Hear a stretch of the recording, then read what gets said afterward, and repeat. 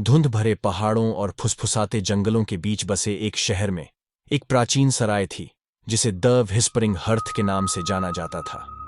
इस सराय ने नए साल की अनगिनत पूर्व संध्याओं का सामना किया है, फिर भी इसकी घिसी पिटी दीवारों ने गहरे रहस्य छुपाए हैं। जैसे जैसे साल का आखिरी दिन करीब आया, 5 दोस्त रेचेल, एलेक्स, सारा, मार्क और एमिली रोमांच की तलाश में थे।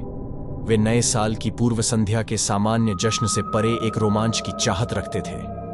उनकी जिज्ञासा उन्हें द व्हिस्परिंग हर्थ तक ले गई, एक ऐसी जगह जिसके बारे में स्थानीय लोग धीमे स्वर में फुसफुसाते थे। सराय के मालिक ने प्रेतवाधित आंखों वाला एक उदास व्यक्ति उनके प्रवेश करते ही उनका स्वागत किया।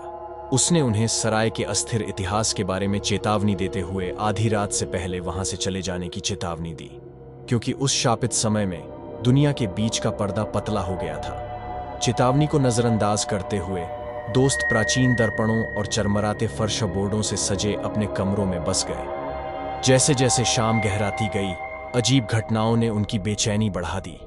परछाइयां कोनों में नृत्य कर रही थीं और फुसफुसाहटें गलियारों में गूंज रही थीं, हालांकि कोई बोलता नहीं दिख रहा था। आधी रात करीब आ गई और बेचैनी का एहसास कफन की तरह सराय पर छा गया। घड़ी की सुइयां 12 के करीब पहुंची और हवा में एक अलौकिक ठंडक घुल गई। खाली हॉल में दबे कदमों की आवाज गूंज रही थी और दोस्त एक दूसरे की मौजूदगी में आराम तलाश रहे थे। जैसे ही घड़ी में आधी रात हुई, सराय बदल गई। दीवारें टेढ़ी मेढ़ी हो गईं, लकड़ी में उकेरे गए मुड़े हुए चेहरे दिखाई दे रहे थे। उनकी आंखें दोस्तों की हर हरकत पर नजर रख रही थीं।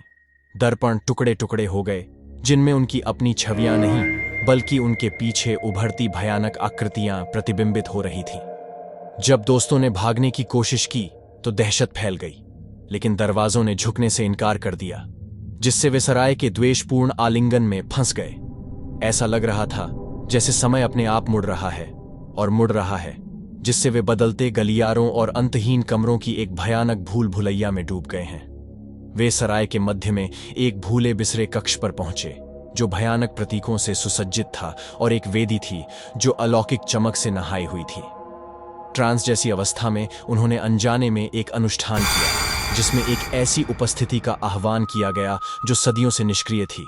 हवा में एक डरावनी चीख गूंज उठी और दीवारों से अंधेरा छाने लगा।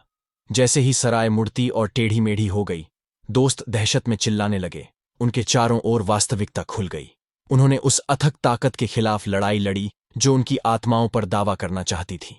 जब नए साल के दिन अंततः भोर हुई, फुसफुसाती चूल्हा शांत और उजाड़ खड़ा था, जीवन से रहित एक खाली